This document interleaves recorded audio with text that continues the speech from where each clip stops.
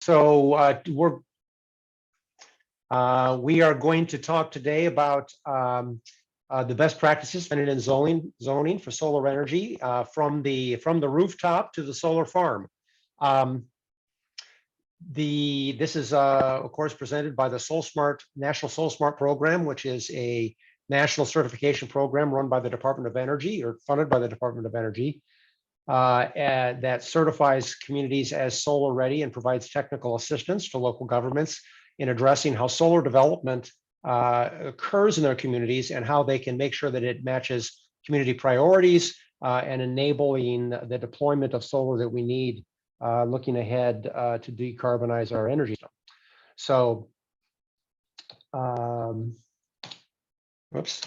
Great Plains Institute, for those of you who don't know us, we are a nonprofit organization that is basically looking to transform our energy system to benefit economy and environment. And that's really about right now about decarbonizing the energy system so that we meet in Minnesota, so we can meet Minnesota's decarbonization and climate goals.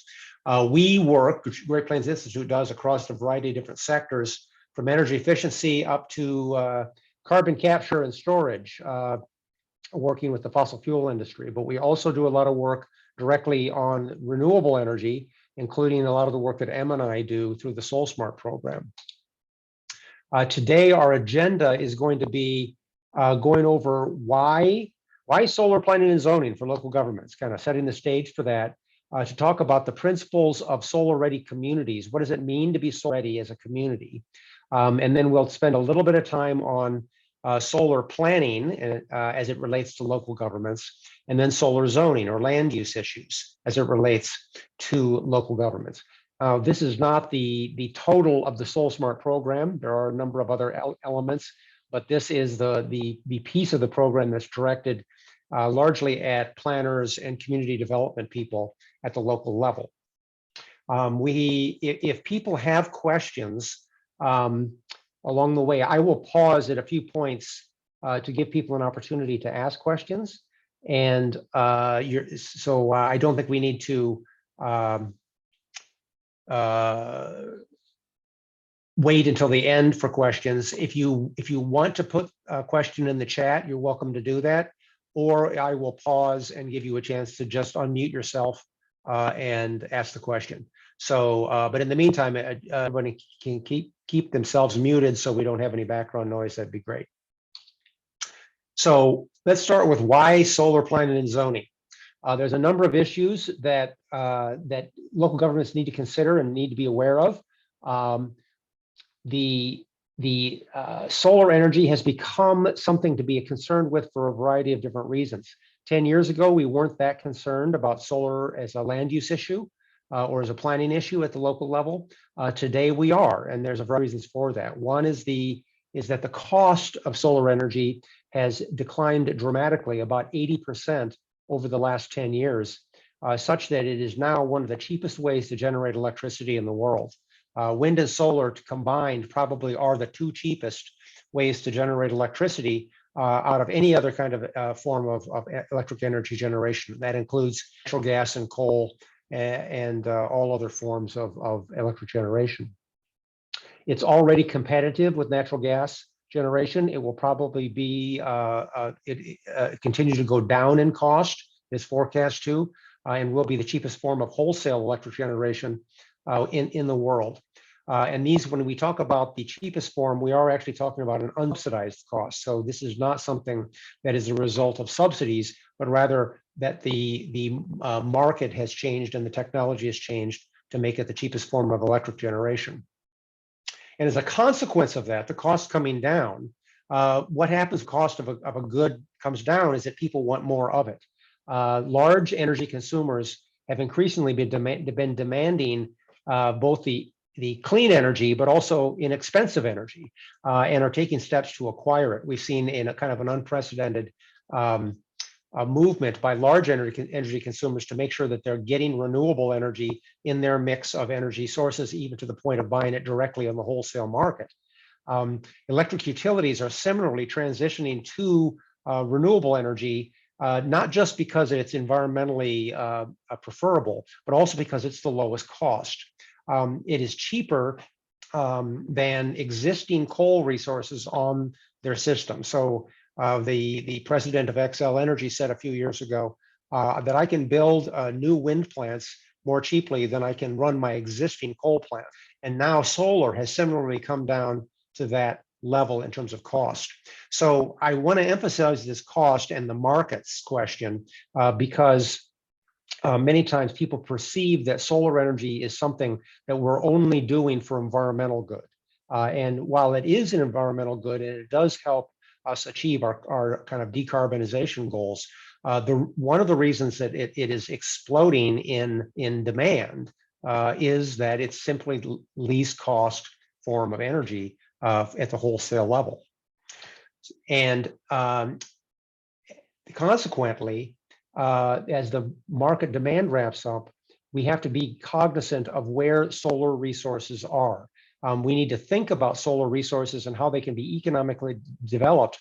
And what we discover is that solar resources that are economic in order for development can be found in every single jurisdiction in Minnesota. There's not a single city, there's not a single county that doesn't have economically viable solar energy resources.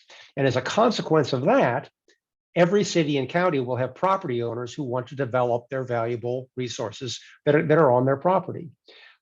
So many times we're asked by communities when we say that you should be doing planning and zoning for solar, they say, well, what if we don't want to be solar advocates?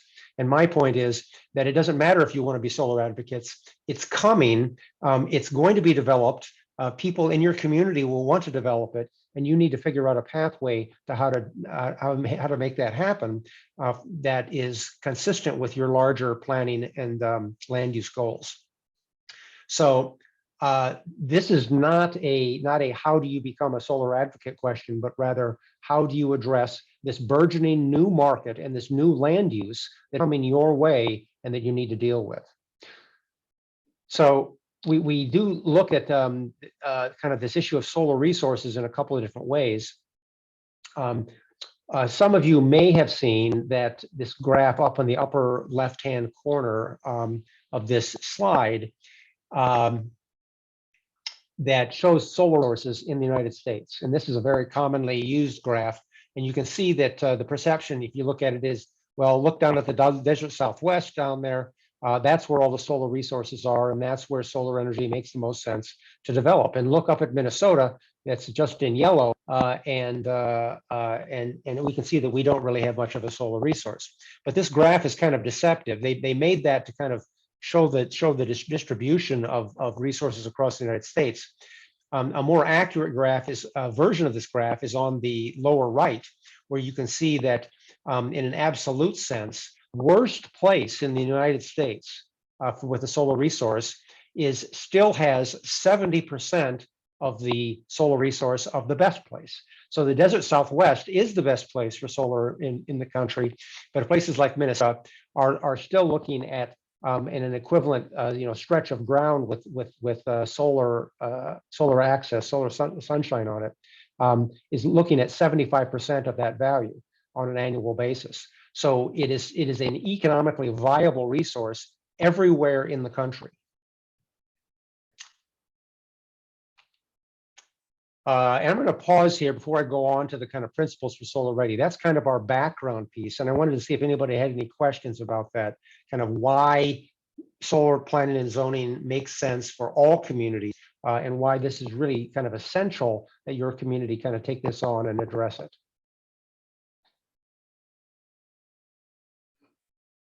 You can go ahead and unmute yourself if you have a question. If there aren't any questions, I will proceed into the kind of solar ready principles section.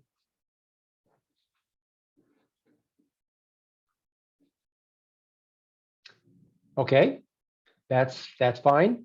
When we talk about solar ready principles and what does it mean to be a solar ready community, we have broken this down into five separate principles that you need to consider. And this is something that we actually did a number of years ago before the SolSmart program started, but this is actually very consistent with what SolSmart advocates for in the work that it does on making communities solar ready. So the 5 principles are: 1, you need to have policy, or in the case of a local government, that's mainly going to be in your comprehensive plan, policies that describe solar resources and encourage solar development in a manner that's consistent with the rest of your development in your community. So just like you would describe your resources for other kinds of things like water resources, like land resources, like economic development resources, you need to think about solar resources in the same way. The second principle is development regulations that explicitly address solar development in all its varied forms. Solar development comes in a lot of different flavors and a lot of different shapes, and they're not this, and just because it's all solar doesn't mean it's all the kind of land use.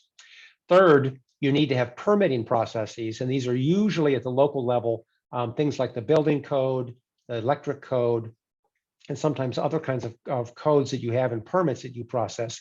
You need to have permitting processes that are predictable, transparent, and well documented for solar energy, because sometimes solar development is a little bit different than other forms of development, and you need to make sure your permitting processes are clear, so that when a landowner or a homeowner or a solar developer comes to your counter and asks for a permit, people on both sides of the counter understand what is needed in order to process that permit and move it.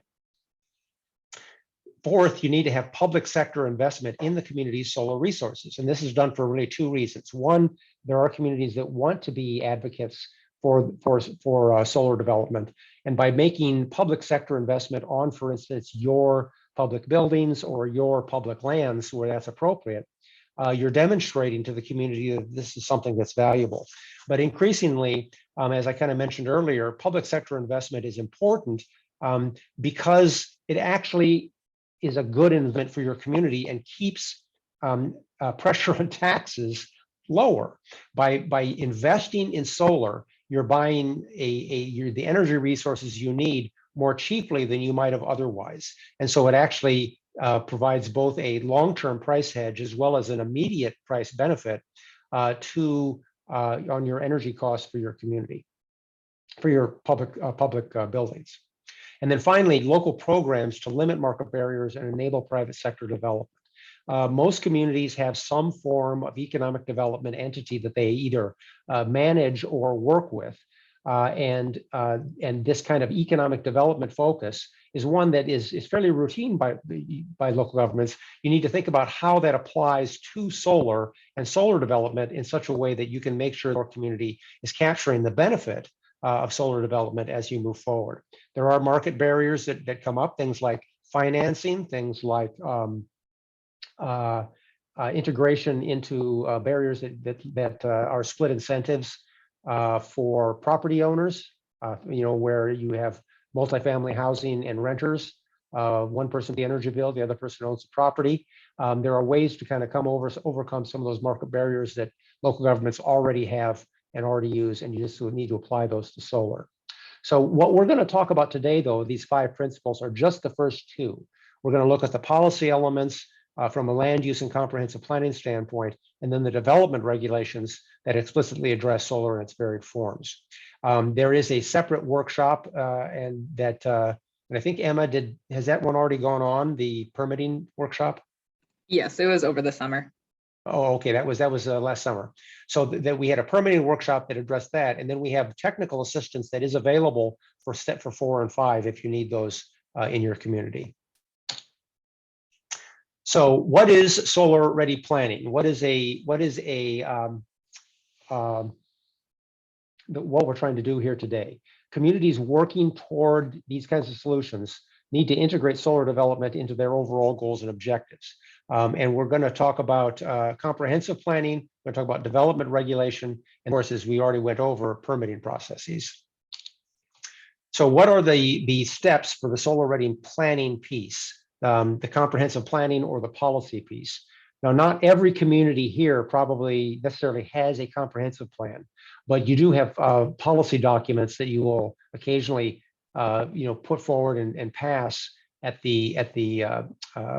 your jurisdictional body, whether that be a county board or a city council. or a township board even. And the principles that we look at about where those policy documents need to address solar is to identify and define solar resources, kind of looking at this from the standpoint of where is your energy reserve in your community and how do you develop it. You need to acknowledge that solar development has benefits and desired co-benefits that the community would like to capture. And I'll explain with that fully what that means in a second. You need to identify solar development opportunities and conflicts in the community, because like any other kind of land use, solar development has both opportunities and potential conflicts. One of the examples we use is that urban forests in cities are a good thing. They're an asset to the community. They provide value. They have environmental benefit. People like them visually. But urban forests and solar development don't necessarily go well together. They're both good things, but they are occasionally in conflict. And you need to think about how these things need to be resolved up front and in your policy documents. And then finally, your policy documents, your comprehensive plan needs to set development targets or goals in order to, in the same way that you would set a goal for housing development, for instance, that you want to meet the demand, the expected demand for housing in your community, you need to set, and you have a target for that, you need to set how you are going to meet the solar need in your community and set targets for that as well. I'm going to give a little bit of explanation about the targets and some couple of examples here. This is the one that probably of those four points that people struggle with the most. And we do have a lot of cities across the nation, and a number in Minnesota, that have set 100% cleaner renewable energy goals. But you don't have to set 100% cleaner energy goal in order to have a goal in your in your comprehensive plan. We have some kind of targets listed down here that make sense for communities that maybe don't want to set a 100% goal. You can identify what percentage of your total electric energy use you would like to have be renewable. And then we have some parameters that we can provide to you as part of our technical assistance to what is a reasonable goal in that regard in terms of meeting local generation. You can talk specifically about what electric energy you want to have generated inside your jurisdictional limits. We have a number of cities in Minnesota that have what we call an in-boundary goal. They say they want to have a 50% renewable energy for their community. They want to have 10% be in boundary, actually in the city, in order to capture economic development benefits and resiliency benefits associated with solar energy. You can identify a target number of solar installations across the city. If you say that we currently have 10 and we want to get to 100, that's a legitimate goal and something that we encourage in SolSmart that you actually set. Or you could ask for a target capacity if you want to get into kind of a little bit more technical detail, where you say we would like to get to 2 megawatts worth of solar generation within our city. The city of St. Paul, for instance, did set a target capacity for its commercial for commercial development within the city. In other words, rooftop development on industry and commercial buildings. A target capacity. We do see the most aggressive local goal in the nation was set by the city of Des Moines, not exactly the kind of place that you would expect to be the nation leading renewable energy target, but that's what happened.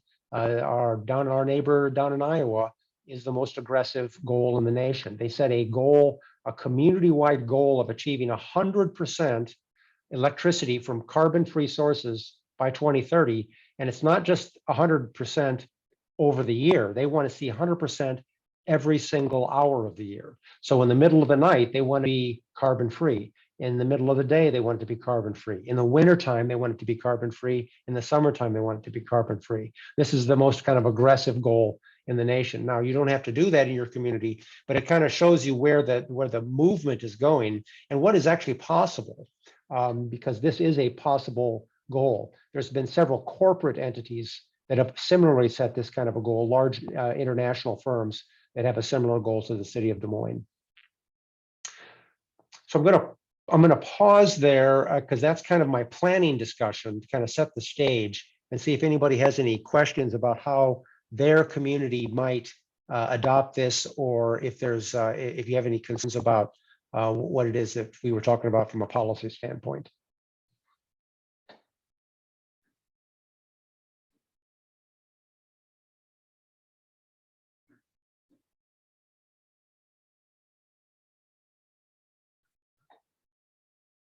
Okay, I will move on then to the next piece, which is going to be about zoning. Similar to our principles that we had for comprehensive planning and on solar readiness, we have principles for solar ready zoning. And there are 5 things specifically mentioned here, and we're going to go into a little bit more detail about how they actually apply in your development regulations. The first goal is explicitly recognizing and addressing the different forms and uses of solar development. Not all, just because the pole barn in your backyard and the Tesla battery factory in Nevada, which covers something like half a square mile, are both buildings, but that doesn't make them the same kind of land use. And so the form of solar development that is on a rooftop is one kind of land use. The solar development that's in somebody's backyard, not on the ground, is another kind of land use. And the kind of solar that we see in a solar garden or a solar farm is a third or even possibly fourth land use. And they require different kinds of techniques to address and different levels of scrutiny that you need to apply to them. Second, you need to create by right installation opportunities.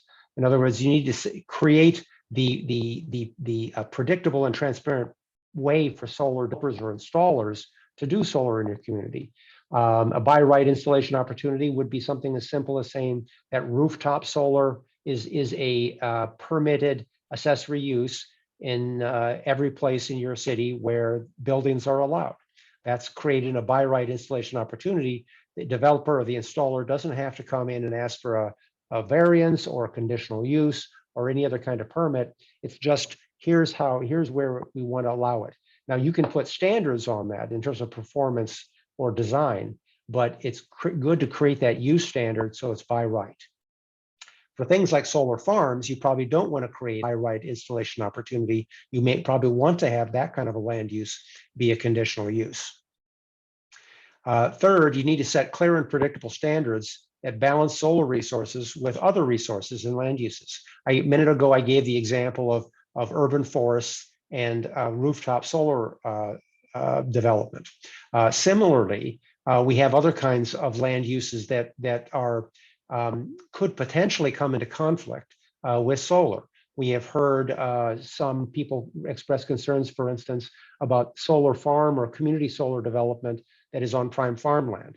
Is that a conflict in your community or is it not? Is that something that you want to address up front in your zoning? Fourth, you need to enable the capture of desired local co-benefits. And this is kind of a little bit of a jargon reference here, but one of the things that's very important, and this is particularly important for larger scale solar, like solar farms or community solar gardens, is that the community should be benefiting from development that occurs in the community, especially if you're being hosted to a facility that is, in case of a solar farm, that's operating on the wholesale level rather than on the retail level or the kind of local grid level. So a co-benefit is where the solar development actually provides some other thing other than solar energy that benefits the community. The most obvious example of this is that development that goes in place provides tax value to the community, tax that is usually greater than the tax value that would have been there absent the development. That's a co-benefit. But we have a variety of other kinds of co-benefits that you can incorporate into your regulations, including things like how to make sure that a solar development actually becomes a water quality asset if you have things like impaired waters in your communities. How do you make sure that there is a natural habitat value associated with the solar development, or making sure that it is working in synergy with agriculture rather than in conflict with agriculture. Those are co-benefits that you, as local governments and representatives of that, can make sure that gets built into your regulations to capture those co-benefits. And then finally, maintaining consistency with regional practices.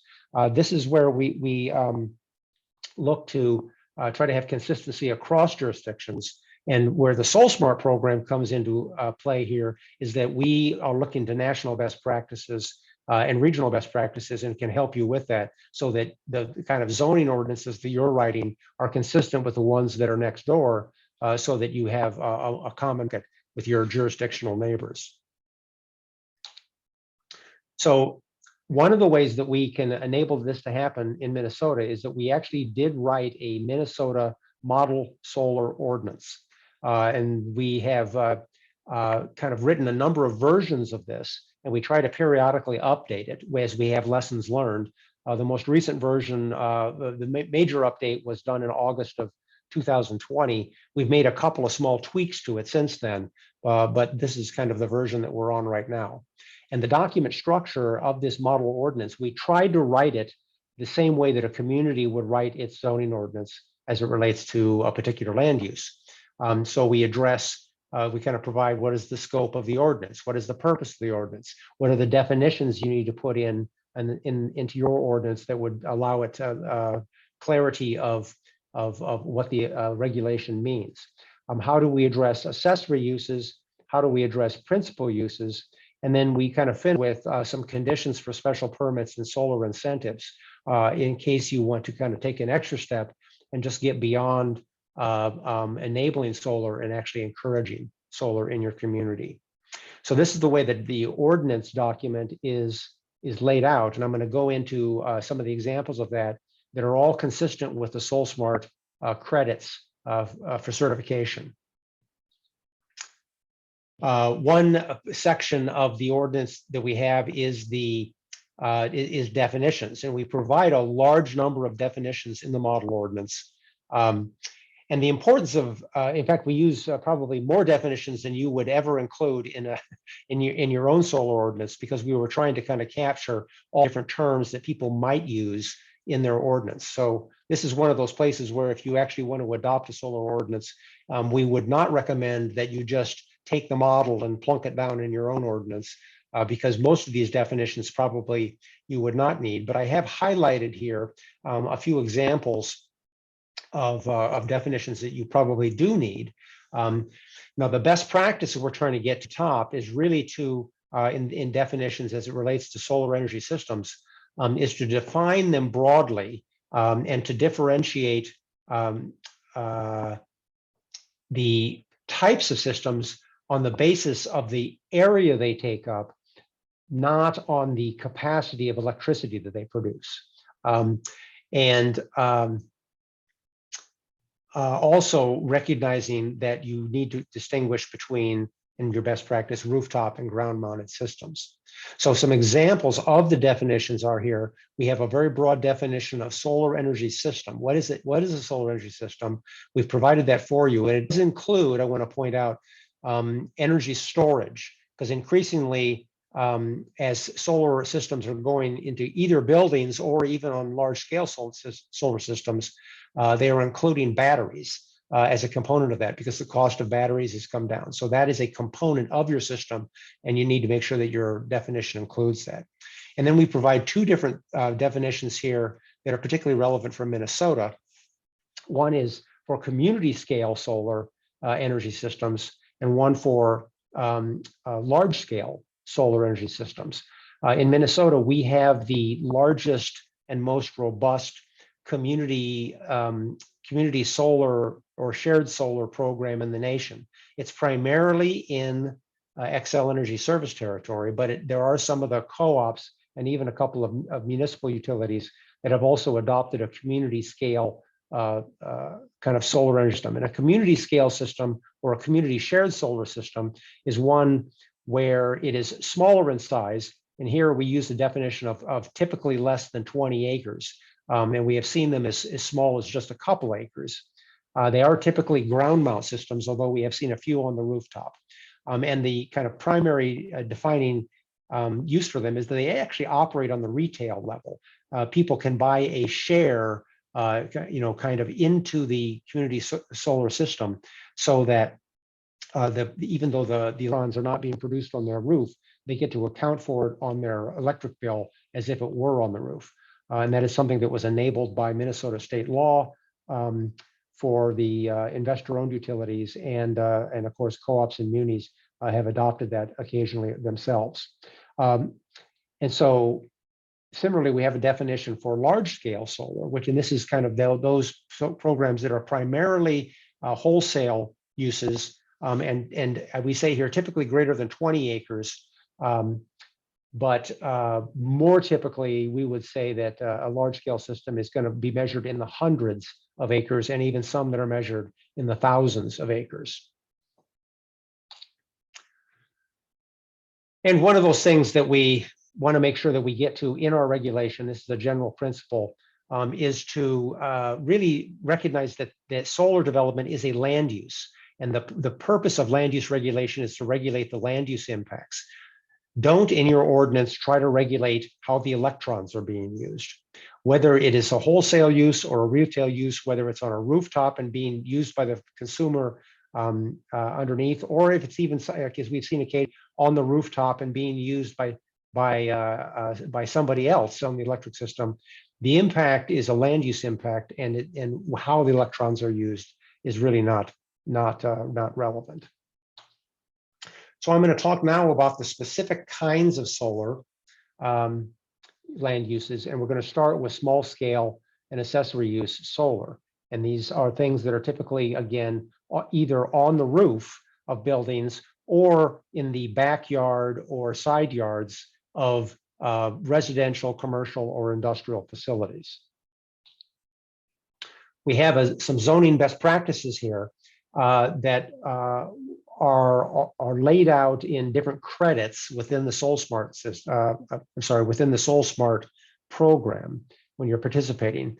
I'm not going to run down each one of these, but this kind of table summarizes what the best practices are. It does include definitions. As I had noted earlier, it includes how you make solar by right for accessory uses, how you define it in the context of your existing regulation and your existing dimensional standards on things like height, density, and coverage, setbacks, and then a few things like how you address issues like glare. So just a few examples out of that. The best practice for height is to exempt roof-mounted solar energy systems particularly on flat roofs, from height calculations. Either exempt them or to allow them to exceed a maximum height by some fixed amount. Now, this is because many times on a flat roof, you'll see a building that may be built up close to the height limit, and if you put a solar array on the top of it, you may be exceeding the height limit. You want to make sure that that's not going to be a problem. Usually, most jurisdictions will include an exemption from height standards for mechanical systems on rooftops, whether that be an elevator shaft or a chimney or a HVAC equipment that might be mounted on the roof. And what we say as an example in the model ordinance that solar energy systems be given an equivalent exemption to height standards as other building mounted mechanical devices or equipment is granted, so that we have a similar kind of treatment of this system versus other systems on the roof. Setbacks is another issue, and it applies both sometimes to ground mount as well as to roof mounted systems. And the best practice we're trying to get to is to allow ground-mounted solar systems to have a modest encroachment into the setback, similar to other kinds of mechanical systems. We see usually an exception, for instance, in side yard setbacks for mechanical equipment like HVAC equipment, air conditioners and the like. If you need to put the solar array, it needs to be put in a location where the sun is shining, where you have your solar resource. And sometimes that's only going to be found in places that might encroach into the side yard setback or the backyard setback. So the recommendation is, again, to allow for this in this instance, similar to the way other mechanical systems are allowed to encroach in the side yard. Some communities have instead allowed this, by saying a setback for a ground-mounted solar array is going to be 10 feet rather than 15 feet that we would have for other kinds of accessory uses in that particular zoning district. Lot coverage for accessory uses. Make sure that ground-mounted systems are exempt from lot coverage or impervious surface calculations, as long as the ground beneath the system is pervious. Anytime you put a solar array up and then they put gravel underneath, or you otherwise compact the soil, you are indeed creating impervious surface, not on the solar array, but on the ground. As long as the ground is pervious or vegetated, then you should be exempting that. Similarly, there are a lot of communities that will have a maximum number of accessory structures on a given residential lot, for instance, and we would recommend as a best practice that those does not count toward the accessory structure limitations in order to allow everybody to develop a solar array where it makes sense. And we do also kind of have a special notes about solar carports in order to kind of clarify that in your zoning. Aesthetics are probably the biggest thing on accessory uses that comes into play.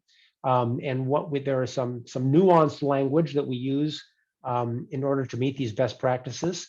We want to exempt solar from screening requirements, particularly on the rooftop.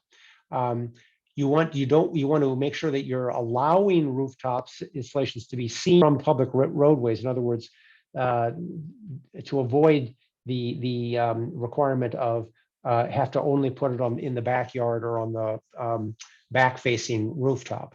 And to really think about your aesthetic requirements for solar to be limited to just your historic districts or similar districts that already have aesthetic standards associated with them. And that you may or may not have those in your community, but that's kind of the appropriate place for aesthetic requirements. And we have some language here on the model ordinance that kind of says how you can get to that. And here's the historic and special use districts, where there are also some best practices about how to do this. The Department of Interior, which manages the historic preservation standards at the federal level, has some guidance that most historic districts or even the state historic societies have adopted as kind of the standard, and that would be a good place to look for how to regulate solar in your historic or special use districts.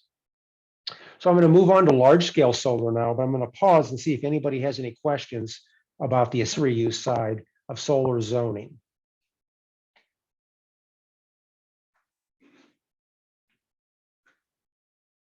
And again, you're welcome to put questions in the chat, and Emma, I'm assuming you will tell me if there are questions. I will. There are no questions at this time. Okay. Okay, if people don't have questions about the accessory use standards, I'm going to move on to the large scale and principal use solar. So usually a large scale system, whether it's a community system or a solar farm, is going to be a principal use. So it will be serving a load, or rather, there will not be another principal use on that lot. And typically, the generation from that is going to be serving something other than, of course, loads that are on the same lot as the unit. And that does change the way we look at these particular land uses relative to our accessory use systems. So just like we did for the accessory uses, we have a set of zoning best practices kind of summarized here that you should look at in your zoning code, make sure that it's solar ready. Again, defining terms, making sure you're enabling development. This is particularly important for principal uses, because of course, if you don't specifically call out the use as a principal use that's permitted in some form in your zoning districts, then by definition, in most zoning codes, by definition, it is not allowed. So if you don't ever mention solar development, then it is not allowed, and that should be you should change that and make sure that you address it. Regulating land use and not energy use. We have some similar things to in large scale as we do for accessory use on, for instance, exempting land use, exempting the use from coverage or impervious surface standards if the ground cover is suitably pervious, which I'm going to talk about in some detail in a minute. Capturing the co-benefits, which I'm going to go into in more detail in just a second. Think about the way you do your screening requirements and your setback requirements for your large scale systems or your community systems, because in particular with solar, the screening and the setback are addressing the same issue, which is the visual impact, and they come into play, so that you need to make sure that you're balancing your screening requirements with your setback requirements. And then things like, again, kind of the issue of glare that comes up that we have addressed here, where glare is something that is occasionally relevant, but generally only when you're around airports. This is something that has been a lot of study done on, and we can provide you with some documentation of that. This is, I will say, on the glare issue, is one place where I have most frequently found problems in local ordinances where they want to regulate glare. And I'm going to pause and just kind of focus on that issue for a second here. At the accessory use level, glare should not be regulated from solar, because glare is reflected light from a glass surface. That's what glare is off of a solar panel. If you're going to regulate reflected light off a glass, what is to distinguish a solar panel from a window? Reflections off of window are also reflected light off of a glass. There is no difference between the two from a material or legal standpoint, and you're actually putting yourself at risk of somebody bringing a case of arbitrary and capricious regulation, because you're going to regulate one nuisance that is identical to another nuisance, even on the same building, in different ways, and that is not allowed. But similarly, at the large scale, glare is an issue really only when you're around an airport. There may be an occasional circumstance that can be addressed on a conditional use basis, but it should not be incorporated really in your ordinance, except around those airports.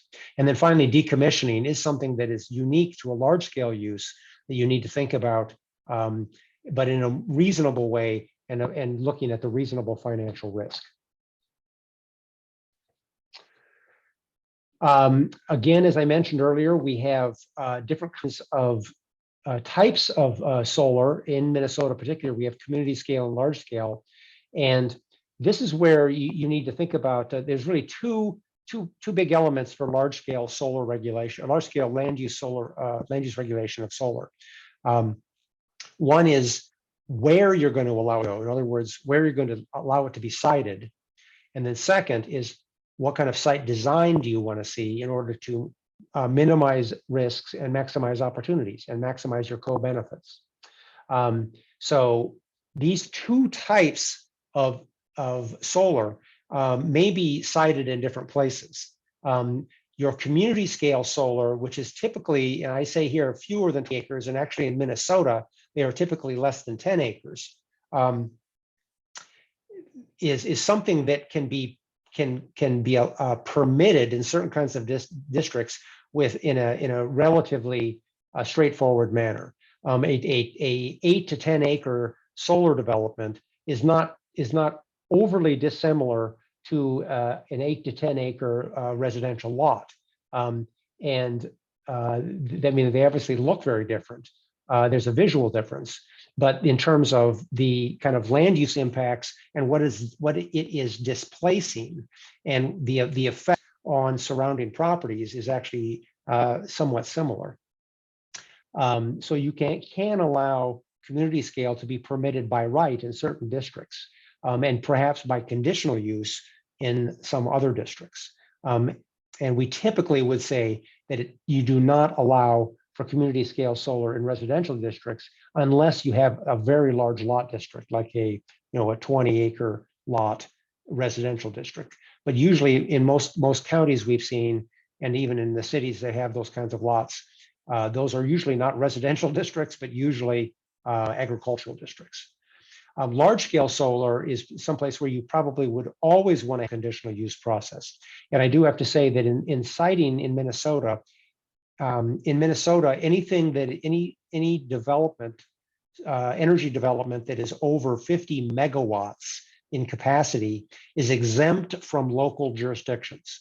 In other words, if you have a large solar farm that's bigger than 50 megawatts coming into your community, it is the state that will regulate it, and that facility is therefore exempt from any of your local land use controls. Now, that doesn't mean you can't still make recommendations in your zoning ordinance for what you would like to see, and I would actually say that's a good idea. But you will not have the authority to approve or disapprove.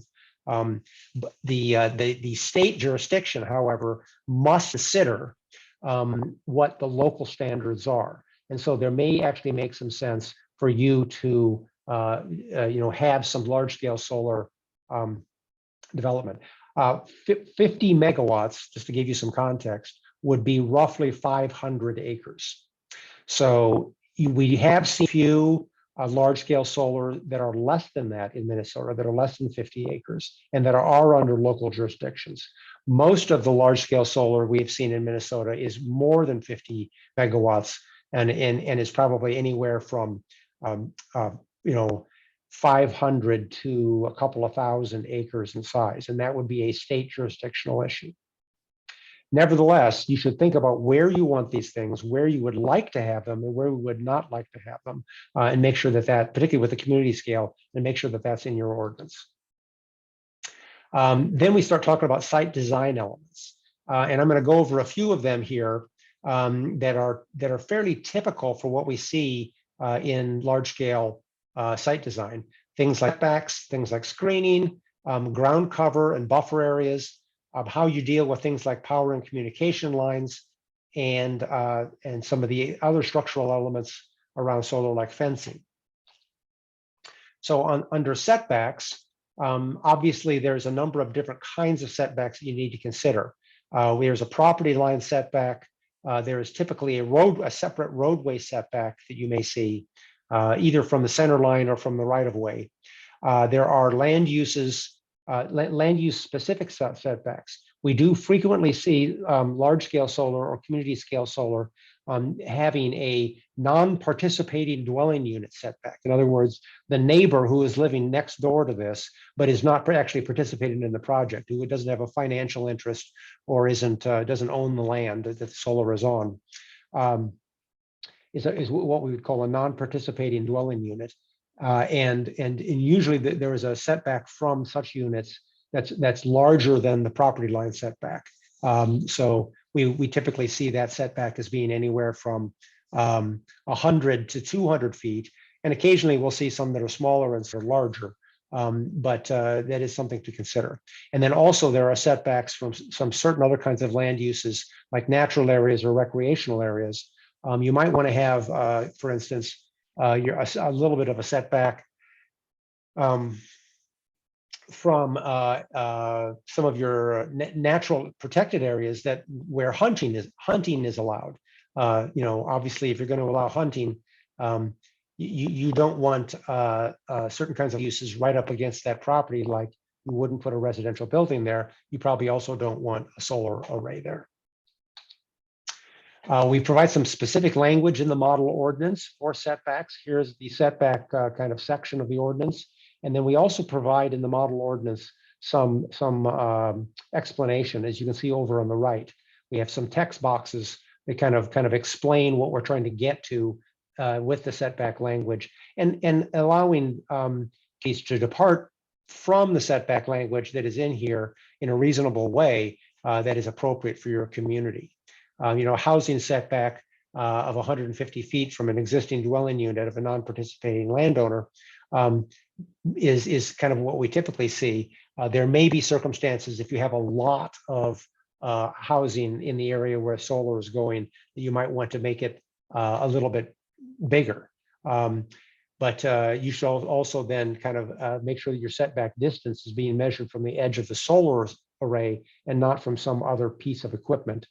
And then to allow for setbacks to be reduced where either there is appropriate screening, so the visual impact has been mitigated with the screening, or if the landowner chooses to waive their setback. We have seen in some communities. Screening is another thing that has come up and is somewhat difficult to deal with, but for some communities. You should look first to your existing screening standards as your benchmark for how to do screening in your community. That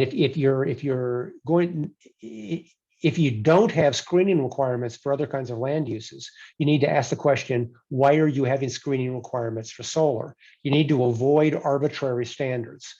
Solar, it's illegal to have a standard for one kind of land use that has an impact and not have it for other land uses, or to single out the standard to the land use unless the nuisance is unique to that land use. And in the case of solar, the only impact is visual impact. And obviously this relationship between screening and setbacks, if you have a large setback, if you choose to have a large setback from the property line, for instance, 100-foot setback around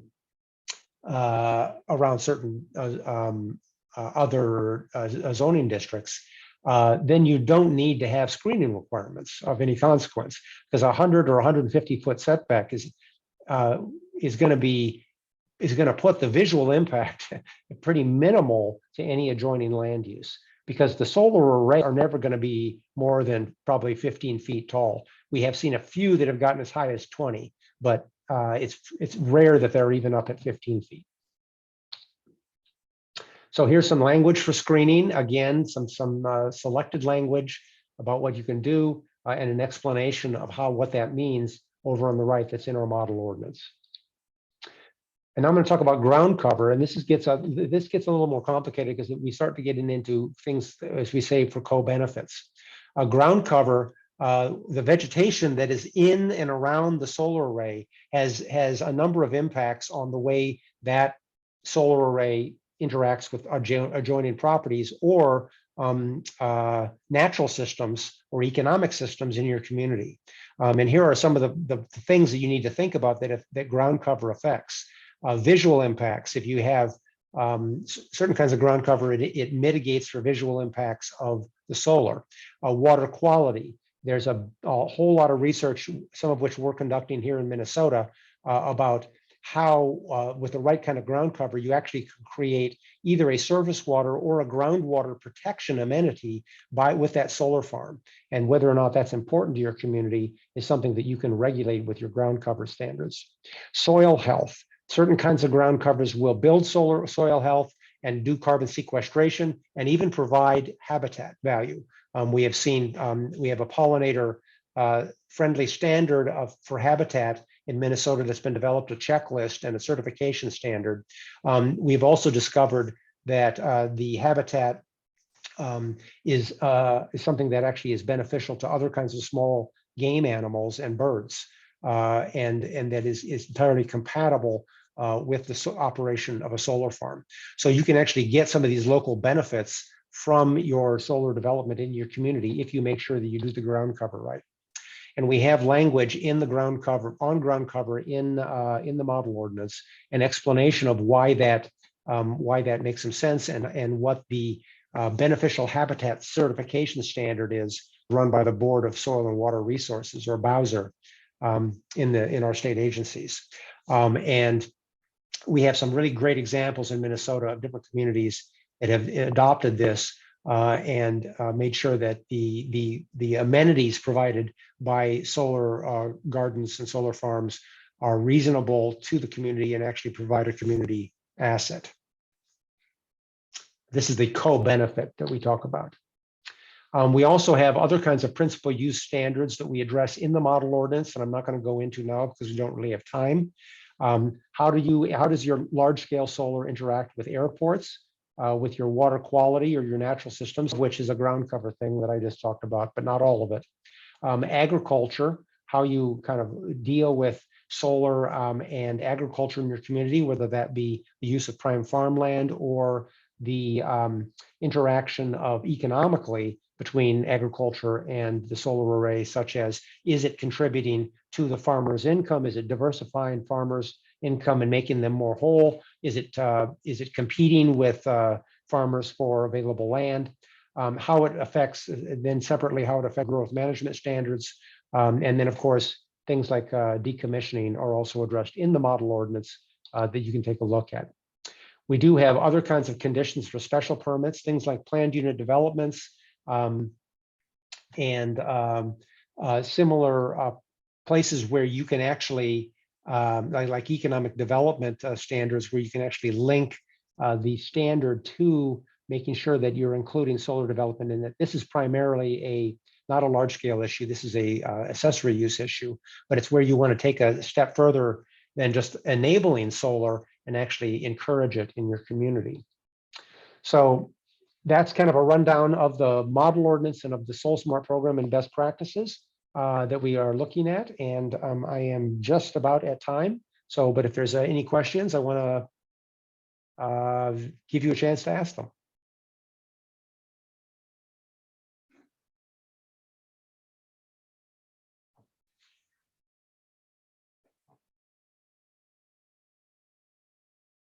Okay, and I see Joel is on the call. Joel, is there anything you want to say at the end here about Region 9's mission and the work that you're doing? Sure. Well, first of all, thank you for this presentation.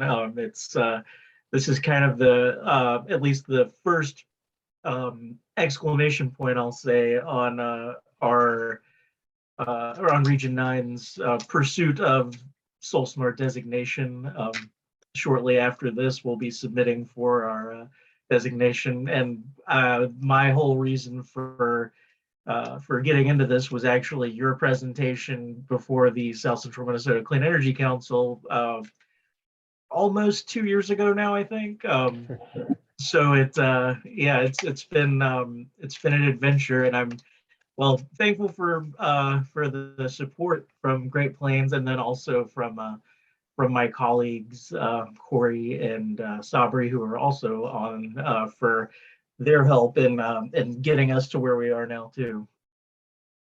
Okay, and obviously, if you have communities that you're interested in, that are interested in getting any technical assistance to help their needs, you can go to Region 9 and ask them, and they can come to us and so we can provide some assistance to you on that. Since after designation, we'll be noting Region 9 as a place resource to go for solar questions. And even if they have to come to us and ask for them, we've created that vector of information. So. And Brian, I received a question in the chat that I just wanted to share. Oh. The question is, what support can the Great Plains Institute offer other than model ordinance to communities who want to rethink their planning and zoning? We can provide direct technical assistance. We can to you in terms of reviewing model ordinance language, or even helping you write language, depending on how far you want to go. We'd be happy to come out and do presentations to your planning commission or your jurisdictional body. We can. There are, let's see. if you're talking about things other than land use, there are technical resources that can be provided on things like how does a community do an RFP process in order to put solar on City Hall. There are models that we can use. Emma actually helped develop for the city of La Crescent, a solar ready certification process, a local certification process, so that the city would actually be able to certify new homes as solar ready so that they could be easily permitted when the homeowner wanted to then install solar on the roof. And that was actually a unique effort that was we think the first city-based certification process in the Midwest and one of the first in the nation. So those are kind of some of the things that we can do for communities other than just the model ordinance itself. Model ordinance is just a model, and it has to be adapted to your community anyway. So that's something that we want to emphasize. We don't expect people to just plunk the language out of the model ordinance straight in their ordinance without considering modifications. And if there was some other tidbit that somebody was looking for help on, well, ask us and we may be able to help you.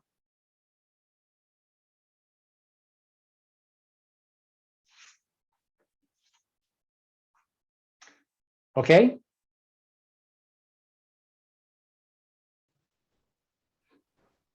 All right. Well, if there's aren't any other questions, thank you all for attending, and we're happy to provide you with any assistance that you might need. So thanks for attending. Thanks, Brian. Thank you, Brian.